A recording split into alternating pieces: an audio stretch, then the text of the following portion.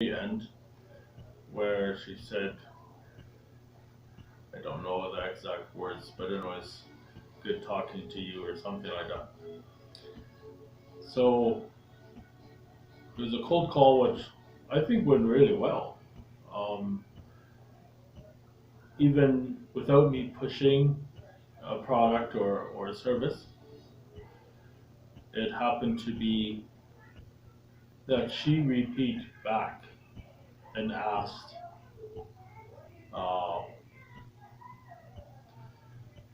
what it was, and I told her. I didn't explain it. I just said the name of it, right? So with that, I would say she'll look into it. I can't guarantee it. She did show some interest in it, and that's, I think, as a cold call, that's pretty good. Ideally, you want a commitment of some kind. If it's going to be that they watch a video or schedule a call where you can close them, some kind of commitment on a cold call is the best, and then you can do follow-ups till you get a closing. Um, that's how it's normally taught, right? And normally done. Um, I think there's something new coming out where it's like what I'm doing is introductions, and it's supposed to be very vague what I'm doing so that there's no pressure.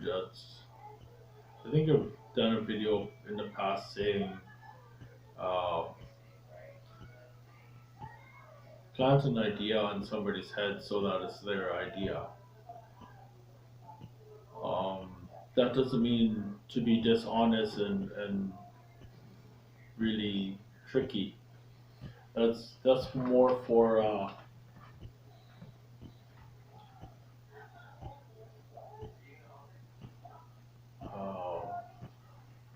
that's more for them to be more happy. Uh, if you tell someone a great idea, they don't like it as much as if they came up with a great idea. So if someone has a great idea, they'll really like that idea. If you tell them the same idea, but before they were able to think of it, they'll have less interest.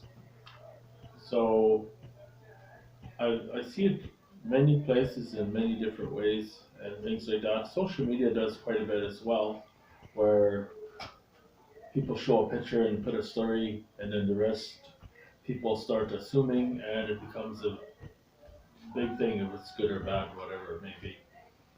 And and it's misleading that way because assuming um, that's where most mistakes are made. So that's not exactly what I'm doing here. This is more of uh, getting them, letting them know it exists and have them interested. From there, um, most companies will have their advertisements or whatever copywriting, different things they will have. So online, especially, there's a lot of things as well. Once they once you have introduced it, they're able to search it. And if someone searches for something, there's a lot more interest in it. So that's what I'm doing is letting people know what's out there, and without explaining everything and all those things, uh, just that they know what's out there and get them curious. And from there, once they start taking action to search it, to read about it, you know, and maybe even go and call them, things like that, they'll be a lot better closing ratio because the prospect is doing all the work like to become a customer, and that's what I'm working on as cold calls. I want to also do some closing, and I'm not sure what I'm going to call that. I do believe I'll put it on this channel as well. And I've been more trained for closing than I am for cold calls, and I was thinking a good way to practice and to even just discover what's the where's the powerful areas and things. As you can see on cold calls 22, the first part, the very first sentence I say is, "Are you guys willing to do business, or are you guys ready to do business, or something like that?" And that itself opened it up, like because of the type of person she was. It went very well with the type she was, and we built really well rapport. So I could do a follow up and things like that. And she does know my name, and she does know the company name. So when I don't know, to me it sounded like more they were interested in retiring. She didn't say that, but she does have a son who likes to do things in a professional way, and he might take over the business. That was all not discussed. It's just what the reading I could come up with. Um, but obviously, we don't want to do any assuming. That's could be that they want to keep going. It did sound like she had interest of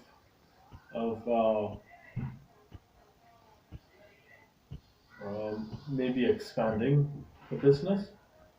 I'm not quite sure exactly how she was or where she was wanting, or even just find employees what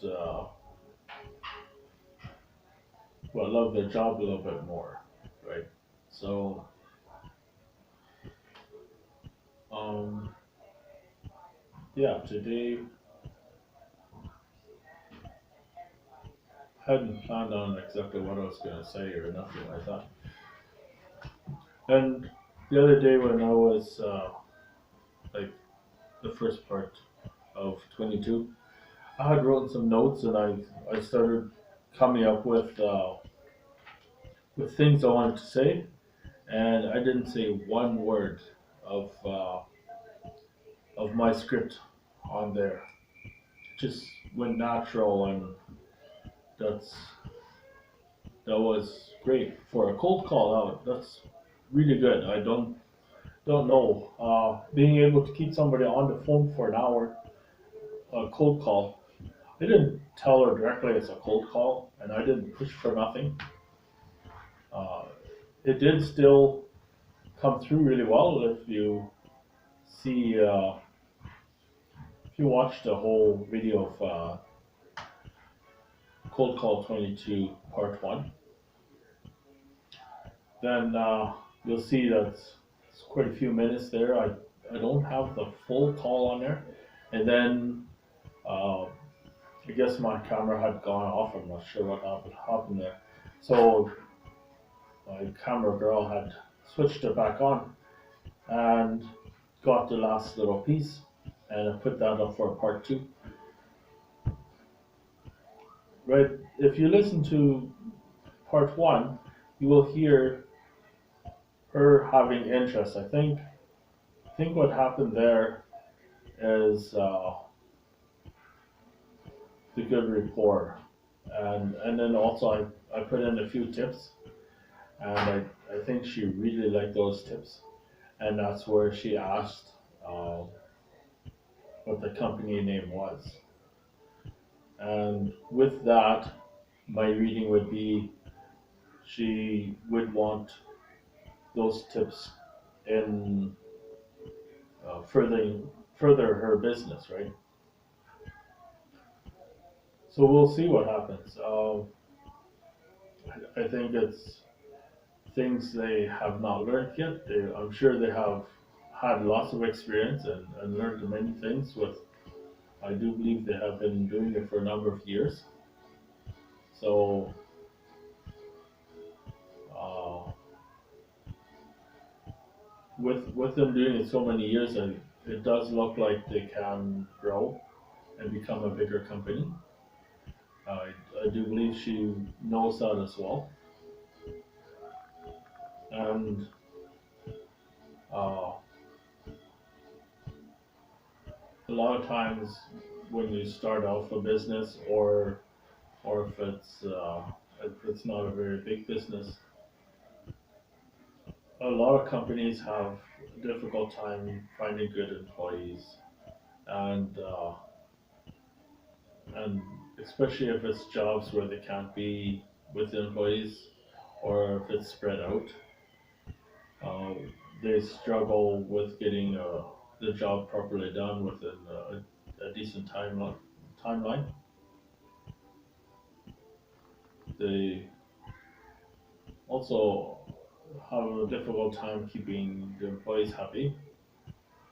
And I had addressed a few of those things on that call, and I think that's one of the things what got her interested. Also, uh, we had an easy time talking to each other.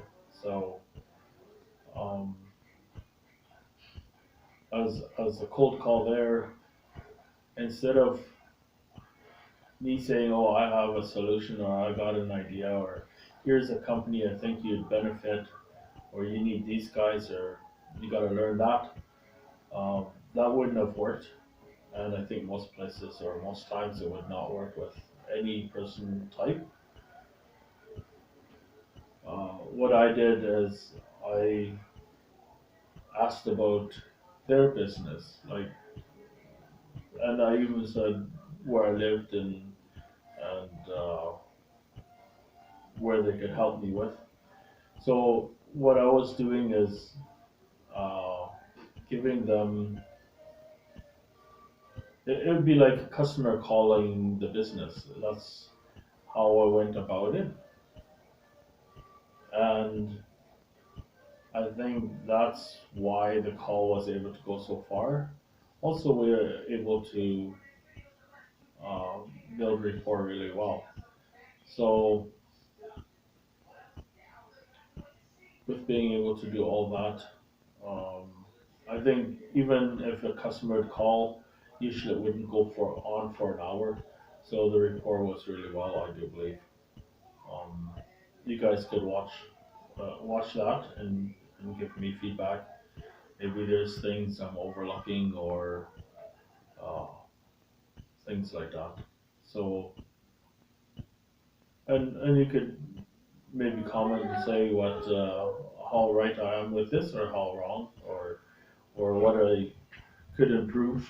What's the next step, or whatever it may be. I don't know if you have a lot of experience in this field, like cold calls.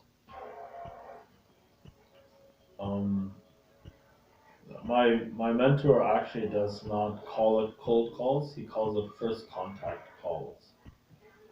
Um, so I guess that's where I come in, uh, doing it in a more vague, gentle way.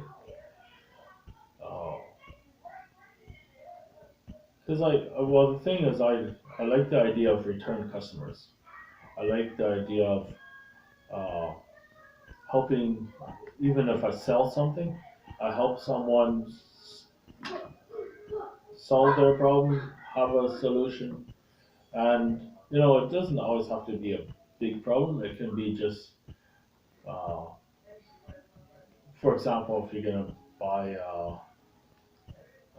quad or like a four wheeler quad. And now, do they have a big need or things? It depends on how you want to look at it. Even if it's just for fun, people need to have fun too, right? So, uh, what is the problem there? Problem is they don't have one of those and they want to have one to enjoy. So it's not like it's a huge problem. You could live without it, but you can live better with it. So uh, you're still helping. And if they're happy with their buying experience and your service, they'll come to you again and buy through you again, whatever it is that, let's say if there's accessories for that or whatever it may be, um, they'll want to deal with you, or maybe they want to buy one for their spouse or children or something like that. They'll come back to you and buy it through you again because the first experience was good. Um, and as the years goes on, if you end up changing professions, well, you're still in sales, but you change companies, and they end up needing whatever you're selling, your name will be carried on. So if they realize, oh, you're doing it there, they'll want to talk to you, not any salesperson. They'll want to talk to you. Um, so with a good service like that,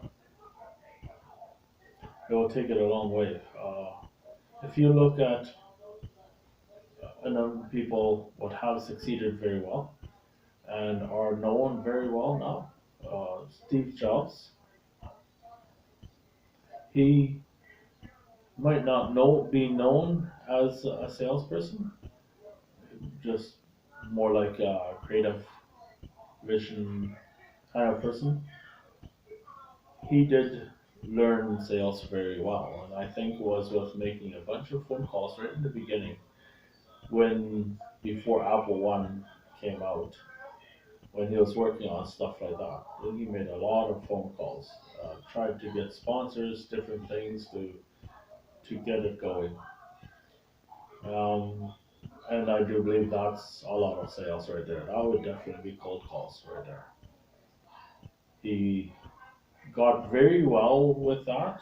His name started growing, and when he presented something on the stage in front of a lot of people, he was selling, and he did such a great job. People wanted it regardless what it was, pretty much. Like he did make good products though, so that definitely helped too, and that made a big difference. And then you go to Elon Musk.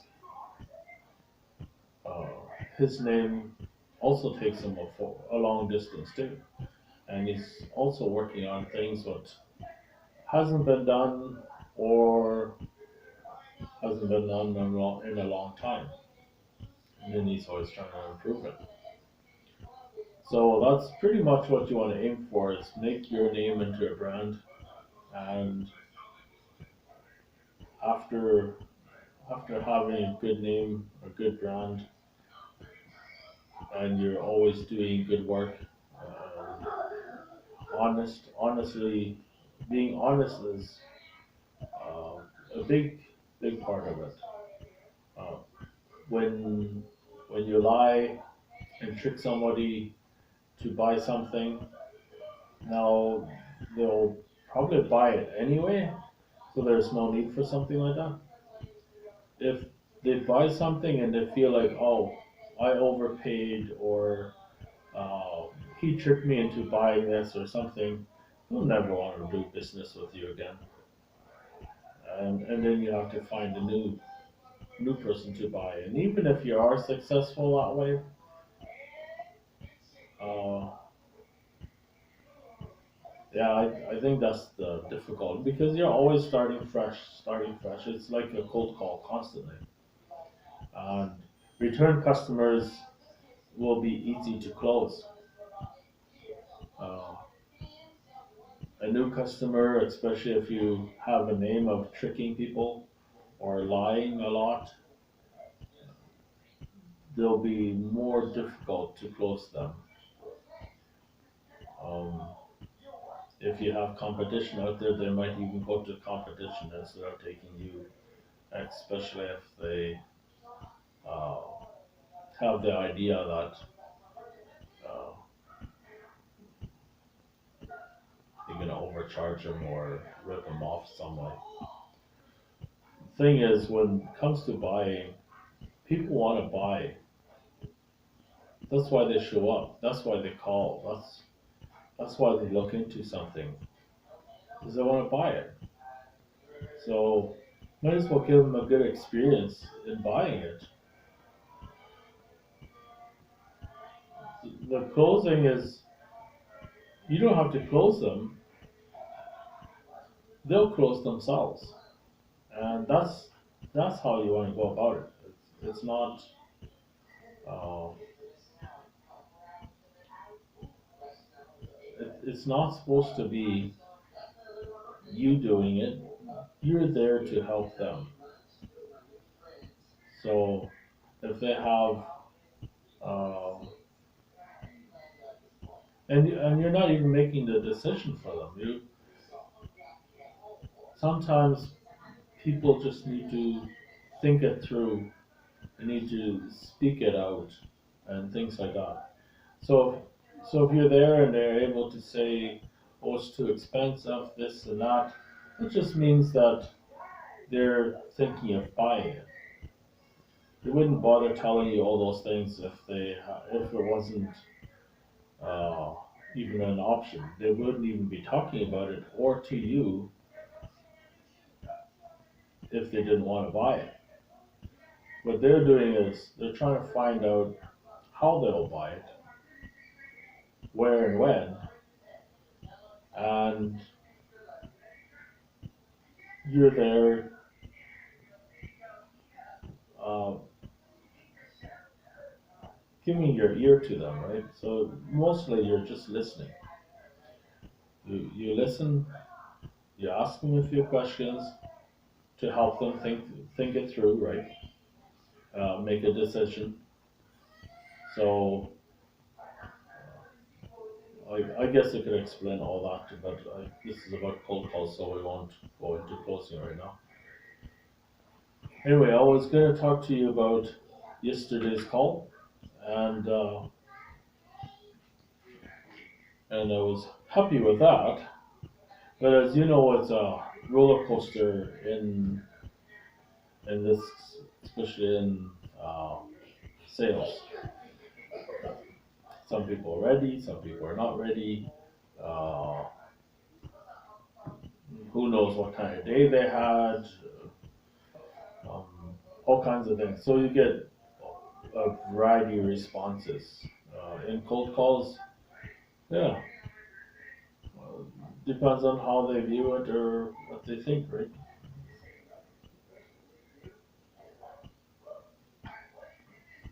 So you can get calls like that. You can get hang-ups.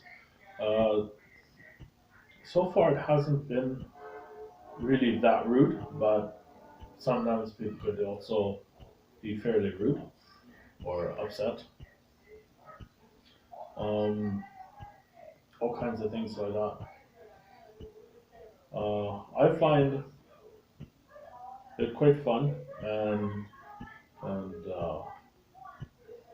interesting to do cold calls.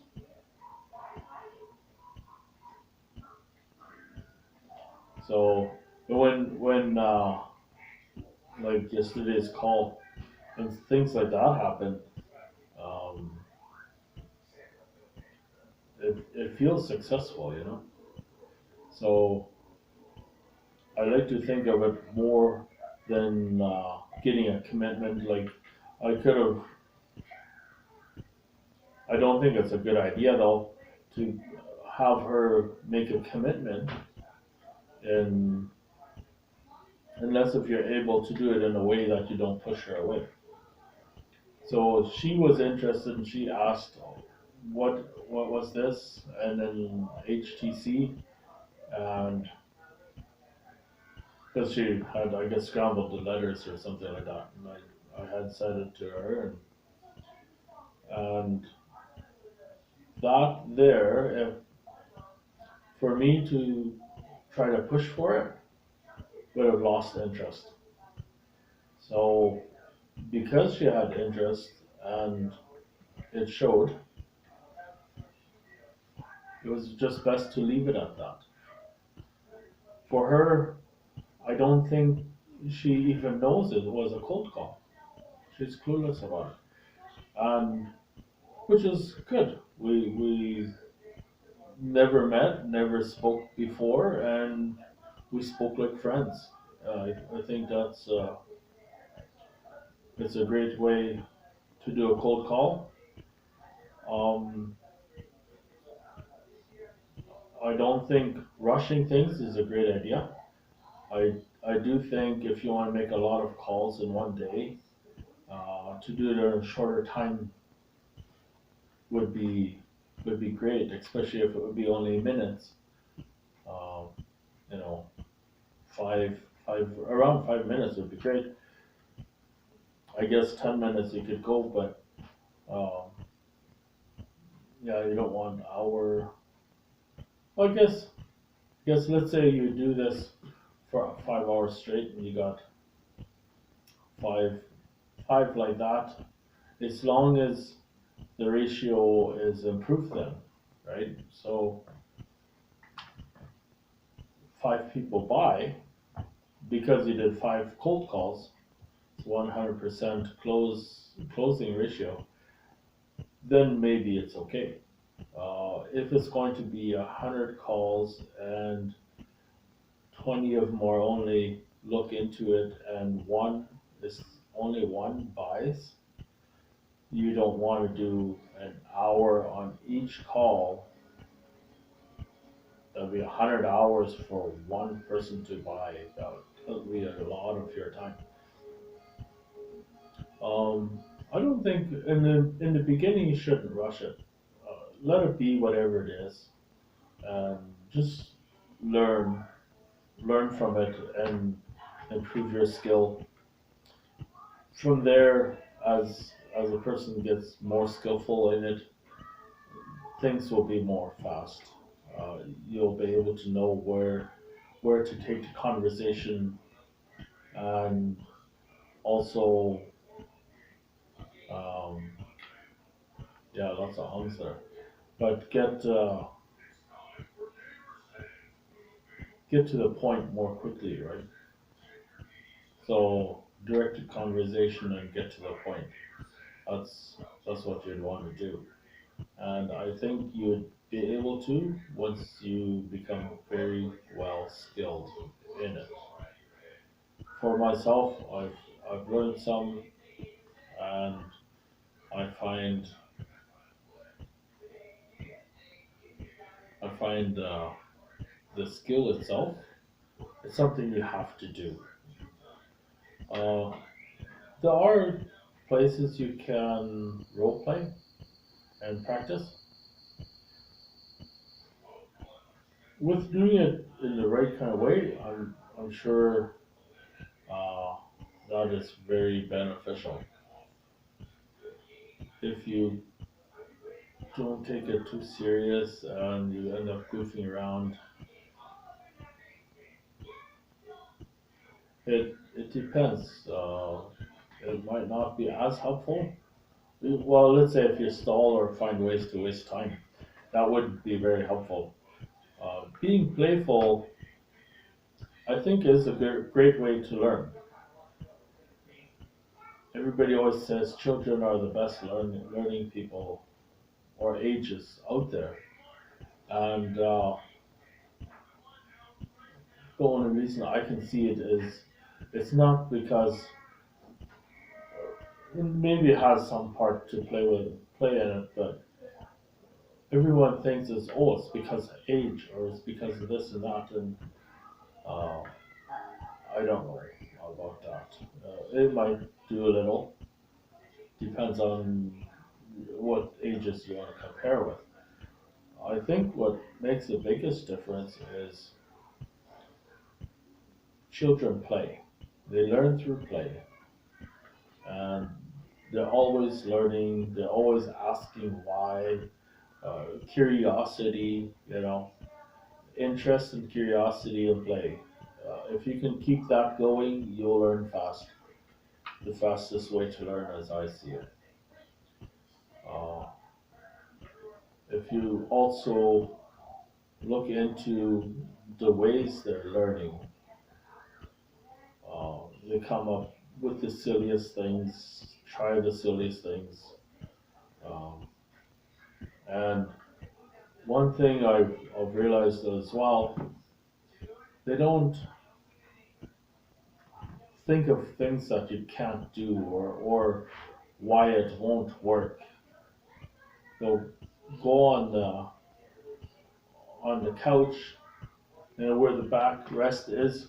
They'll be crawling on top there, and as an adult, you can see, oh, don't do that, you'll fall off, right? It doesn't cross their mind, and they just go for it. With doing things like that, without limitations, without a bunch of rules or thinking of the negative of things, when you go all in, you can learn faster. So that's another thing